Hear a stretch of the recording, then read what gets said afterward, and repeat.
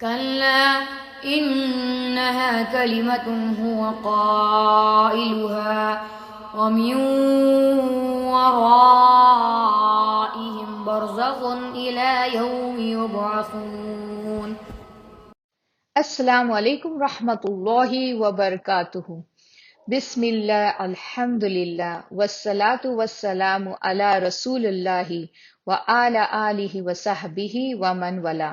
کیسے ہیں آپ سب؟ میں امید کرتی ہوں کہ آپ سب اپنی صحت اور ایمان کی بہترین حالت میں ہوں گے۔ اللہ سبحانہ و تعالی ہم سب کو اپنے حفظ و امان میں رکھے، اللہم آمین۔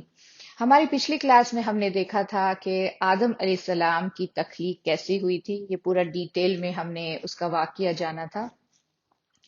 پھر اس کے بعد ہم نے دیکھا تھا کہ ہماری خود کی روح کی تخلیق کیسے ہوئی، اور پھر ہم نے روح کے 5 مرحلوں کے بارے میں 5 سٹیجز تھے، اس کے بارے میں ہم نے ڈیٹیل میں جانا تھا۔ انشاءاللہ ہم آج کی کلاس میں ہم یہ دیکھیں گے کہ روح اپنے جسم سے نکلنے کے کچھ وقت پہلے، جو فیو ملی سیکنڈز کا وقت ہوتا ہے، اس میں جسم جو جسد ہے اور روح میں کیا تبدیلی آتی ہے، وہ کس فیز سے، کس مرحلے سے گزرتے ہیں۔ انشاءاللہ اس کے بارے میں ہم تفصیل سے جانیں گے۔ لیکن اس کے پہلے مجھے ایک بہت ہی اہم سوال آپ بہنوں میں سے آیا ہے، جو بہت ہی اچھا سوال ہے۔ کسی نے پوچھا ہے، کیا ان سب چیزوں میں سے ہمیں یہ کیسے پتا چلتا ہے کہ روح اور نفس، اس میں کیا فرق ہے؟ الحمدللہ یہ بہت اچھا سوال ہے، تو اس کو تھوڑا ہم پہلے اس کے بارے میں جانتے ہیں، پھر اپنی کلاس کی ڈیٹیلز کے بارے میں ہم انشاءاللہ جانیں گے۔ تو قرآن اور سنت کی روشنی میں ہم دیکھتے ہیں، یہ سمجھنے کی کوشش کرتے ہیں کہ روح اور نفس میں کیا فرق ہے۔ قرآن میں روح یہ الفاظ کیسے استعمال کیا گیا ہے، پہلے یہ دیکھتے ہیں ہم۔ اللہ تعالیٰ قرآن میں روح یہ الفاظ جبریل علیہ السلام کے لیے استعمال کرتے ہیں، کہ اللہ سبحانہ وتعالیٰ کہتے ہیں کل نزل روح القدوس، کل نزلہ روح القدوس۔ اس میں اللہ تعالیٰ جبریل علیہ السلام کو روح القدوس کہتے ہیں، جس کے معنی ہے پاک روح۔ اس کے علاوہ دوسری چیز جس کے لیے اللہ سبحانہ وتعالیٰ روح کے الفاظ استعمال کرتے ہیں وہ ہے وحی، یعنی قرآن کا جو ریولیشن ہوا ہے، قرآن جو وحی کی طریقے سے نازل ہوا ہے، اسے بھی اللہ سبحانہ وتعالیٰ روح کہتے ہیں۔ تیسری چیز جس کو اللہ سبحانہ وتعالیٰ نے روح پکارا ہے وہ ہے مریم علیہ السلام کی کوکھ میں پھونکی گئی روح۔ عیسیٰ علیہ السلام کو اللہ سبحانہ وتعالیٰ نے روح پکارتے ہیں، اور ان کا لقب دیا اللہ سبحانہ وتعالیٰ نے انہیں دیا ہے روح اللہ۔ روح اللہ یہ عیسیٰ علیہ السلام کا لقب اللہ سبحانہ وتعالیٰ نے انہیں دیا تھا۔ اللہ تعالیٰ کی طرف سے آنے والی مدد کو بھی روح کہا جاتا ہے۔ جیسے جنگ بدر میں جو فرشتوں کے قافلے بھیجے گئے تھے، وہ اللہ سبحانہ وتعالیٰ کی طرف سے مدد تھی روح کے ذریعے سے۔ اور اس کے علاوہ ہمارے جسم میں بھی جو موجود ہے وہ ہے روح، ہمارے جسم کے اندر روح موجود ہے۔ ان سب میں ہم یہ دیکھتے ہیں کہ روح ہمارے دیکھنے سے پرے ہے۔ صرف عیسیٰ علیہ السلام ہی ہے جسے دیکھا یا جا سکتا ہے اور محسوس کیا جا سکتا ہے، لیکن اس کے علاوہ روح کو دیکھا نہیں جا سکتا، یہ ہماری دنیا کے پرے ہے۔ روح ایک اندرونی طاقت ہے، جو انٹرنل فورس ہم کہیں گے جس کو، ایک اندرونی طاقت ہے جو اللہ سبحانہ وتعالیٰ ہماری مدد کے لیے بھیجتے ہیں اور جو زندگی دیتی ہے۔ تو یہ سب باتیں جو ہے ہمیں روح کے بارے میں قرآن میں ملتی ہے۔ دیکھیں اسی لیے قرآن کو روح کہا گیا ہے، کیونکہ قرآن جو ہے وہ روح کو کیا ہے، زندگی دیتا ہے۔ جیسے ہم کہتے ہیں نا، قرآن gives life to the soul۔ وحی کو بھی روح کہا گیا ہے، جو ریولیشنز ہوتے ہیں وحی اترتی ہے، اسے بھی روح کہا گیا ہے۔ ایمان کو روح کہا گیا ہے، اللہ سبحانہ وتعالیٰ نے کہا میں میرے بندوں کو روح سے مدد کرتا ہوں۔ تو یہ سب اللہ سبحانہ تعالیٰ کی آسمانی مدد ہے جو زندگی دیتی ہے۔ اسی لیے قرآن کو روح کہا گیا ہے، کیونکہ قرآن یہ پرائمری میکینزم ہے، یہ ایک اہم چیز ہے جو روح کو زندہ رکھنے میں مدد کرتا ہے۔ جبریل علیہ السلام کو روح کہا گیا ہے کیونکہ جبریل علیہ السلام یہ جو ہے روحانی روح ہے جو ہماری قرآن کو وحی کے ذریعے سے لے کر آتے ہیں۔ جبریل علیہ السلام نے اللہ سبحانہ وتعالیٰ کے سبھی وحی جو ہے ریولیشنز لائے ہیں، جسے تورات، انجیل، زبور، قرآن، یہ سارے جبریل علیہ السلام جو ہے یہ لے کر آتے ہیں، اسی لیے جبریل علیہ السلام کو روح کہا گیا ہے۔ اس سے ہمیں یہ پتا چلتا ہے کہ روح وہ چیز ہے جو زندگی دیتی ہے، جو ہمیں انرجی دیتی ہے، جو اللہ سبحانہ وتعالیٰ کی مدد ہمیں دیتی ہے، وہ ہے روح۔ نفس کیا ہے؟ نفس الفاظ قرآن میں بہت ساری جگہوں پر استعمال کیا گیا ہے، مگر اگر ہم جنرل ٹرمز میں عام لفظوں میں دیکھیں تو نفس وہ چیز ہے جو روح، عقل اور جسم کا ملاپ ہے۔ روح کیا ہے؟ اندرونی طاقت ہے، لیکن نفس کیا ہے؟ وہ چیز ہے جو روح، عقل اور جسم کا ملاپ ہے۔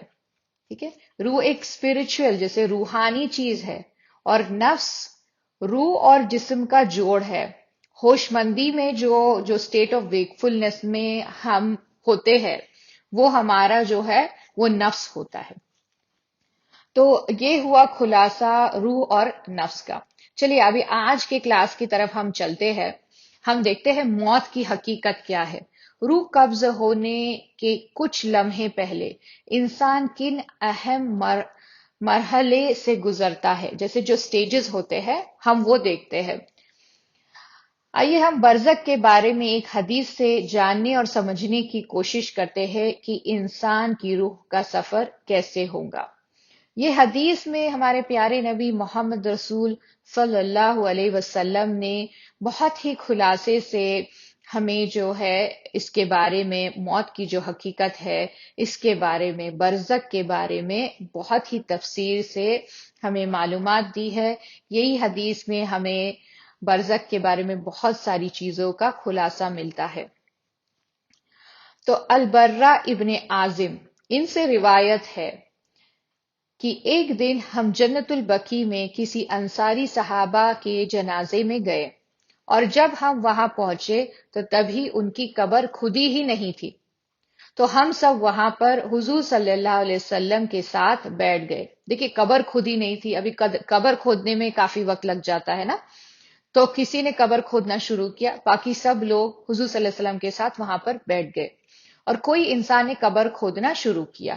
ہم جب وہاں بیٹھے تو حضور صلی اللہ علیہ وسلم نے آسمان کی طرف دیکھا، پھر قبرستان کی زمین کی طرف دیکھا، پھر آسمان کی طرف دیکھا، پھر قبرستان کی زمین کی طرف دیکھا۔ ایسے 3 بار ہونے کے بعد حضور صلی اللہ علیہ وسلم نے کہا، اللہم انی اعوذ بک من عذاب القبر، یا اللہ میں آپ کی پناہ چاہتا ہوں قبر کے عذاب سے۔ حضور صلی اللہ علیہ وسلم نے کہا، جب کوئی مسلمان اس دنیا کو چھوڑ کے دوسری دنیا میں جانے والا ہوتا ہے تو ملک الموت جو موت کا فرشتہ ہے، جسے اینجل آف ڈیتھ کہتے ہیں، ملک الموت آ کے اس کے سرہانے بیٹھ جاتا ہے۔ پھر جنت کے فرشتے اترتے ہیں جن کے چہرے سورج کی طرح چمک رہے ہوتے ہیں، اور ان کے ساتھ جنت کا کفن اور جنت کی خوشبو لے آتے ہیں۔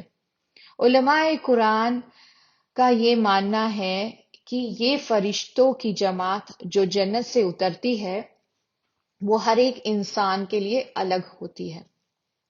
جو لوگ متقی یعنی پائس، یعنی بہت اللہ سبحانہ وتعالیٰ کی عاجزی کرنے والے ہوتے ہیں، جو تہجد پڑھتے ہیں، جو عابد اور زاہد ہوتے ہیں، ان کے لیے الگ فرشتے آئیں گے، جبکہ وہ لوگ جو بڑی مشکل سے 5 وقت کی نمازوں کو پوری کرتے ہیں ان کے لیے الگ فرشتے آئیں گے۔ جیسے ہمارے ہر اعمال کے الگ الگ درجات ہوتے ہیں، ویسے ہی ہم جس طرح سے زندگی بسر کرتے ہیں اس کے حساب سے ہمارے لیے فرشتوں کی جماعت بھیجی جائیں گی۔ یہ حدیث میں سب سے اعلیٰ درجے کے متقی کے بارے میں بتایا گیا ہے. یہ جو حدیث اس کی تفسیر جو ہم دیکھ رہے ہیں، اس میں ایک اعلیٰ درجے کے متقی کے بارے میں تفسیر سے بتایا گیا ہے. اور یہ کیوں ہے؟ کیوں اعلیٰ درجے کے متقی کے بارے میں ہی بتایا گیا ہے؟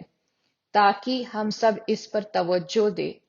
کون نہیں چاہتا کہ وہ جو ہے وی آئی پی سٹیٹس کا ہو اور اس کے ارد گرد ہزاروں سینکڑوں کی تعداد میں فرشتے اسے لینے آئے، اسے سلامتی کی خبر دے رہے ہوں گے، اس کے لیے جنت کی خوشبو اور جنت کا کفن لائے ہوں گے. ہم سب کو بھی یہی امید رکھنی چاہیے اور اسے پانے کے لیے جدوجہد کرنی چاہیے انشاءاللہ. یہ فرشتے اتنی تعداد میں ہوں گے جہاں تک ہماری آنکھیں دیکھ سکتی ہے. اتنی تعداد میں، جیسے بولتے ہیں نا، پورے ہورائزن میں پورے پھیلے ہوں گے. جہاں تک ہماری آنکھیں دیکھ سکتی ہیں وہاں تک یہ سارے فرشتے پھیلے ہوں گے. اور یہ سب فرشتے جس کے لیے آئے ہیں ان پر سلامتی بھیجیں گے. اور پھر یہ سب بیٹھ جائیں گے. پھر ملک الموت کہیں گے ایتہ النفس مطمئنہ اخرجی الی مغفرتی من اللہ ورضوان. اس کا مطلب ہے، اے پاک روح، اب اس دنیا سے رخصتی کا وقت ہوا ہے، چلو میرے ساتھ. اے پاک روح، میں تمہیں اللہ کی مغفرت کی دعا دیتا ہوں. سبحان اللہ. ایک سیکنڈ کے لیے تھوڑا سا پاز لے کے سوچے کہ یہ وہ وقت کیسے ہوگا ہمارے لیے. کیا ہم چاہیں گے کہ ملک الموت ہمارے لیے یہ اتنی آسانی والی بات کہے، یا اعوذ باللہ اعوذ باللہ ملک الموت ہمارے ساتھ میں اچھا سلوک نہ کرے، اعوذ باللہ. اس کے بارے میں بھی سوچے کہ جو ہمارے پیارے جو گزر چکے ہیں ان پر یہ بیت چکا ہے. اللہ سبحانہ وتعالیٰ سے ان کے لیے خوب دعائیں مانگے، خوب دعائیں مانگے، اور اپنے لیے بھی اللہ سبحانہ وتعالیٰ سے دعائیں مانگے. ملک الموت کے پاس اتنی قوت ہے کہ جسم سے روح نکالے. ابھی وہ جسم سے روح جس بھی طریقے سے وہ نکالے وہ نکال سکتے ہیں، لیکن وہ اس جسم سے آرام سے نرم طریقے سے روح نکالتے ہیں. وہ کہتے ہیں، اے پاک روح، آؤ باہر آؤ، آؤ میرے ساتھ، میں تمہیں لے کر جاتا ہوں اللہ سبحانہ وتعالیٰ کی مغفرت کے پاس اور اللہ سبحانہ وتعالیٰ کی خوشی کے پاس. اس سے ہمیں پتہ چلتا ہے کہ ہماری روح ہمارے جسم سے نکلنے کے پہلے آخری ملی سیکنڈ میں وہ انسان جس کی موت ہونے والی ہے وہ ایک الگ پیراڈائم میں، ایک الگ دائرے میں چلا جاتا ہے. ہماری دنیا کے وقت کے حساب سے یہ ایک پل بھر کا وقت ہو سکتا ہے، مگر ہم ہمارے وقت کے حساب سے اس کا اندازہ نہیں لگا سکتے. ہم اس وقت کی حد کو نہیں سمجھ سکتے. یہ وقت ہمارے سمجھ کے پرے ہے. مگر ہم جو انسان جس کی موت ہونے والی ہے اس کے نظریے سے دیکھیں گے تو اس کے لیے یہ وقت کے معنی بدلنے والے ہیں. کیونکہ جیسے ہم نے ہمارے لاسٹ کلاس میں دیکھا تھا کہ برزخ کا وقت ہمارے وقت کے پرے ہے، ہم اسے سمجھ نہیں سکتے. وہ انسان جس کی موت ہونے والی ہے وہ یہ سب دیکھ رہا ہے. اس کی موت ابھی تک نہیں ہوئی ہے، وہ زندہ ہے، وہ ابھی تک دیکھ سکتا ہے، وہ ملک الموت کو دیکھ سکتا ہے.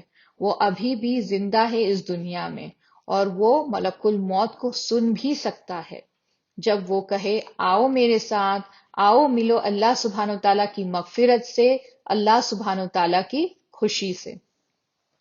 ہمارے پیارے نبی محمد رسول صلی اللہ علیہ وسلم نے کہا ہے، تو اس کی روح نکل جائیں گی اور اتنے آسانی سے جیسے جگ میں سے پانی بہتا ہے.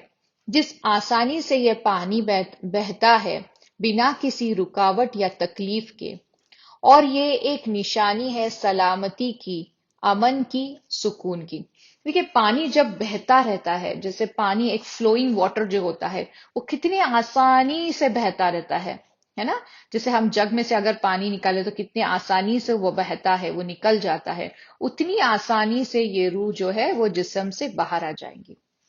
ہمارے پیارے نبی محمد رسول صلی اللہ علیہ وسلم کہتے ہیں کہ یہ فرشتے ایک سیکنڈ کے لیے بھی اس روح کو اکیلا نہیں چھوڑیں گے. وہ اس روح کو ترنت آسمانوں کی طرف لے جائیں گے. اس روح کو ایک پل کے لیے بھی اپنے ننگے ہونے کی احساس نہیں کروائیں گے. اتنا انہیں وہ جو روح ہوں گی اسے بالکل اپنے ننگے ہونے کا احساس نہیں ہوگا. فرشتے اس روح کو فوری طور پر جنت کا کفن پہنائیں گے، اس روح پر جنت کی خوشبو لگائیں گے. ایک بات اس میں غور کرنے والی یہ ہے کہ موت کے بعد انسان کے جسم کو ہم لوگ یعنی دوسرے انسان جو ہے وہ خوشبو لگاتے ہیں، کفن کا کپڑا پہناتے ہیں. یہ ہم انسانوں پر فرض کفایہ ہے. اگر مطلب کوئی گھر والے موجود ہے تو وہ یہ سب کرتے ہیں، لیکن اگر گھر والے موجود نہیں ہے تو ایک مومن پر فرض ہے کہ وہ جنازے کے لیے یہ سب کرے.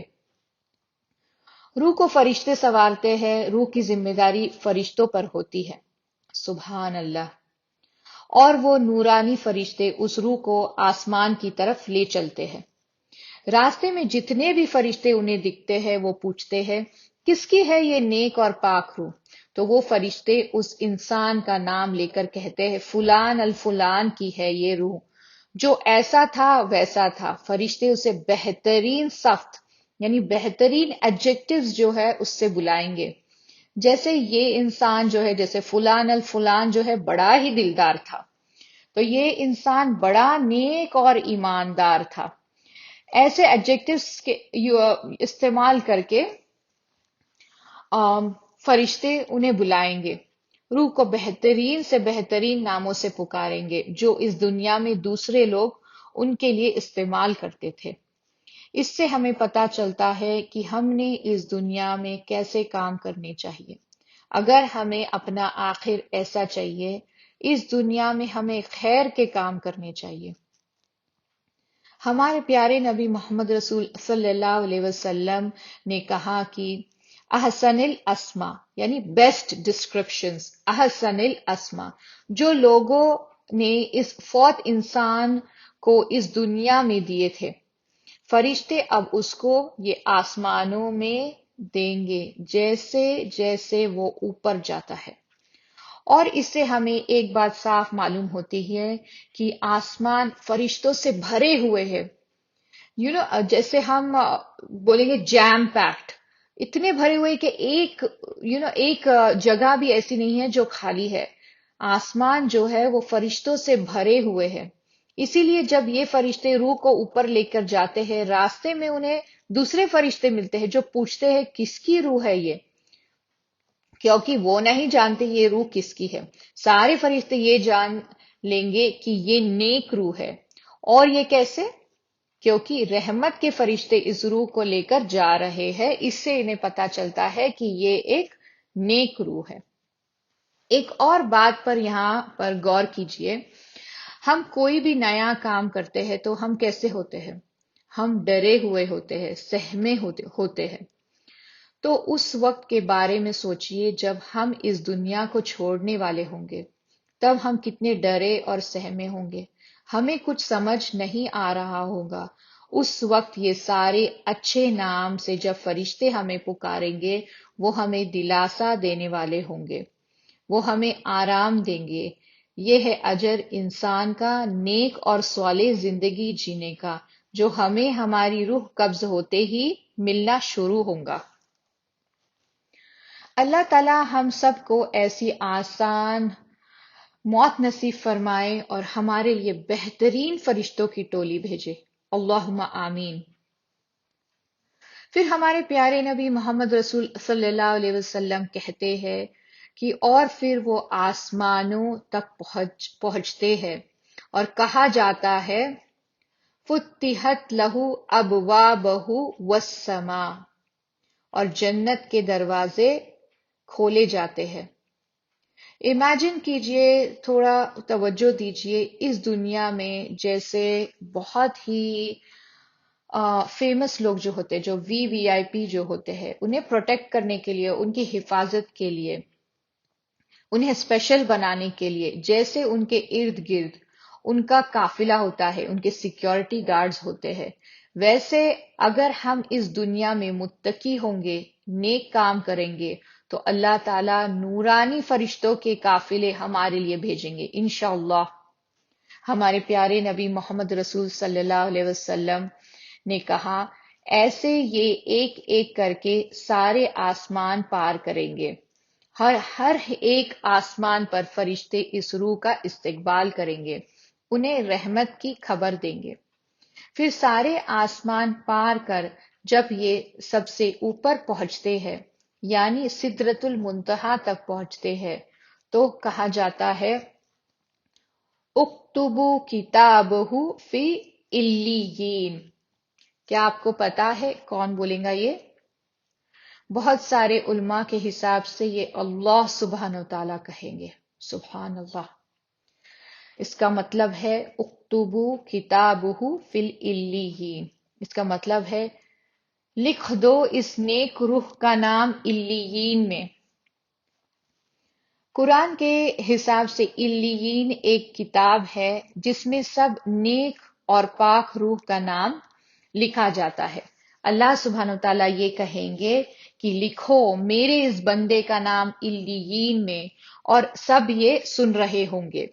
اور پھر اللہ تعالیٰ کہیں گے ارجعوا عبدی الی الارض، میرے اس نیک غلام کو ارض پہ یعنی زمین پہ پھر سے لے جاؤ، کیونکہ اس سے ہی میں نے اس کو بنایا ہے، اور میں اسی میں اس کو واپس بھیجتا ہوں، اور میں پھر سے ایک بار اس کو ارض سے اٹھاؤں گا۔ اللہ اکبر۔ دیکھیے اللہ سبحانہ تعالیٰ کیا کہتے ہیں، اللہ سبحانہ تعالیٰ کہہ رہے ہیں میرے اس نیک غلام کو ارض پہ پھر سے لے جاؤ، کیونکہ اس سے ہی میں نے اس کو بنایا ہے، اور میں اسی میں اس کو واپس بھیجتا ہوں، اور میں پھر سے ایک بار اس کو ارض سے اٹھاؤں گا۔ اللہ کے اسی حکم پہ ہر روح اپنے جسد کو لوٹائی جائیں گی۔ یہ یاد رکھے کہ یہ پورا سفر کس کا ہے؟ یہ پورا سفر جو ہم نے ابھی تک دیکھا یہ روح کا ہے، اس میں جسد نہیں ہے، اس میں جسم نہیں ہے۔ روح اوپر جاتی ہے اور روح کو آخرت کا پہلا چسکا ملتا ہے۔ اسی لیے ہمارے پیارے نبی محمد رسول صلی اللہ علیہ وسلم نے کہا ہے القبر اول المنازر من مناظر الاخر۔ یہ ہم نے ہماری پچھلی کلاس میں بھی دیکھا تھا۔ اس کا مطلب ہوتا ہے قبر ہمارے آخرت کی پہلی سیڑھی ہے۔ آخرت کی کئی سیڑھیوں میں سے قبر یہ پہلی سیڑھی ہے، اور ہمیں جو چھوٹا جو منی حساب ہے وہ بڑے حساب سے پہلے ملتا ہے۔ چھوٹا حساب جیسے ہی ہماری موت ہوتی ہے شروع ہو جاتا ہے۔ ملک الموت کو دیکھتے ہی، فرشتوں کے قافلوں کو دیکھتے ہی ہمیں سمجھ آ جاتی ہے کہ ہم کس اور جانے والے ہیں، ہماری آخرت کیسی رہنے والی ہے۔ اللہ سبحانہ وتعالی ہم سب کو بہترین موت اور بہترین آخرت عطا فرمائے، اللہم آمین۔ اس سے ہمیں پتا چلتا ہے کہ جیسے بہت سارے لوگوں کا ماننا ہے کہ روح ترنت جنت یا جہنم میں بھیج دی جاتی ہے، یہ غلط ہے۔ روح پھر سے اپنے جسد یعنی جسم کے پاس بھیج دی جاتی ہے۔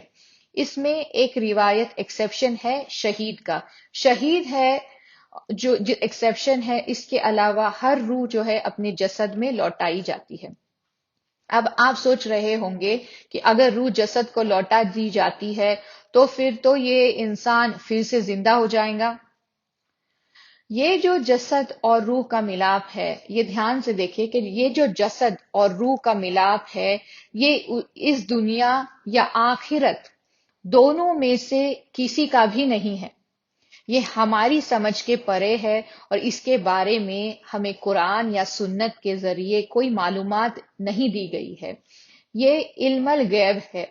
یہ جو ملاپ ہوگا، جو روح پھر سے جسد سے ملائی جائیں گی، یہ علم الغیب ہے، یہ نہ ہمارے دنیا کا ملاپ ہے نہ آخرت کا ملاپ ہے۔ اور اگر کسی کا جسم موجود نہیں ہے، کافی لوگ جو ہے جن کی موت ایسی حالات میں ہو جاتی ہے کہ جہاں پر جسد کا ملنا بہت مشکل ہوتا ہے یا جسد نہیں ہوتا، جیسے کہ موت اگر جل کر ہوئی ہو یا ڈوب کر ہوئی ہو، تو صرف اللہ تعالیٰ جانتے ہیں کہ اس کی روح کیسے ملیں گی جسد سے۔ اس حالات میں جسد کے کچھ باقیات ریمننس کہیں تو ہوں گے، تو روح اسی جگہ پہ ہوں گی، اور یہ سب ہماری دنیا کے ٹائم سے پرے ہے. یہ ہے عالم البرزخ میں، یہ سارے عالم البرزخ میں ہوں گا. تو یہ سب ہمارے سمجھ کے پرے ہے کہ یہ ملاپ کیسے ہوگا. یہ ایک الگ ڈائمنشن میں ہو رہا ہوگا، ایک الگ اس کا ریلم ہے، جو ڈائمنشن ہے اس میں یہ سب چیزیں ہو رہی ہوں گی. تو آج ہم نے دیکھا کہ روح قبض ہونے کے پہلے انسان کس سٹیجز سے گزرتا ہے، اس کی روح کیسے نکالی جاتی ہے، اور ہم نے نیک روح کے بارے میں جانا. انشاءاللہ ہماری اگلی کلاس میں ہم دیکھیں گے کہ موت کے بعد جب جنازے کو قبر میں ڈالا جاتا ہے تب کیا ہوتا ہے. اور ہم یہ بھی دیکھیں گے کہ جو نیک روح نہیں ہے، جو انسان اعوذ باللہ شرک کرتا ہے، جو انسان جو ہے اللہ سبحانہ و تعالیٰ کو نہیں مانتا، یا پھر جو انسان جو ہے اللہ سبحانہ و تعالیٰ کے ساتھ دوسروں کو ملاتا ہے، جو دوسروں کو جو ہے وہ پوجتا ہے، اس کا آخر کیسے ہوگا. انشاءاللہ یہ ہماری اگلی کلاس میں ہم دیکھیں گے. بہت بہت شکریہ، جزاک اللہ خیرن سننے کے لیے، آپ کے وقت کے لیے. آپ کو کچھ بھی کوشچنز ہو، آپ کے جو سوالات ہیں وہ آپ مجھے پرسنل میسج کر سکتے ہیں. کوئی بھی سوال یہ یاد رکھیں میری بہنوں، کیا جو ہے چھوٹا نہیں ہے یا بڑا نہیں ہے. ہم سب یہاں پر سیکھنے کے لیے آئے ہیں، اور ہم سب یہ سب اللہ سبحانہ تعالیٰ کی رضامندی کے لیے کر رہے ہیں. اپنی نیتوں کو ہمیشہ جو ہے وہ ٹٹولتے رہے، اور اللہ سبحانہ تعالیٰ سے دعا کرتے رہے کہ ہم جو یہ علم حاصل کر رہے ہیں اس سے ہمیں عبرت حاصل ہو، ہم اپنی زندگی کا جائزہ لے، اس علم کو ہمارے لیے فائدے مند بنائے، اس علم سے ہماری زندگی اور آخرت کو سنوارے، اور اللہ سبحانہ تعالیٰ ہمیں اس میں آسانی عطا کرے، اور ہمیں اس علم کو صحیح طریقے سے دوسروں تک پہنچانے کی کوشش ضرور کرنی چاہیے. تو اگلی کلاس تک آپ سب اپنا خیال رکھے. اللہ سبحانہ تعالیٰ ہم سب کو اپنے حفظ و امان میں رکھے. اللہم آمین. آپ سب اپنا خیال رکھے. جزاک اللہ خیرن. السلام علیکم ورحمۃ اللہ وبرکاتہ.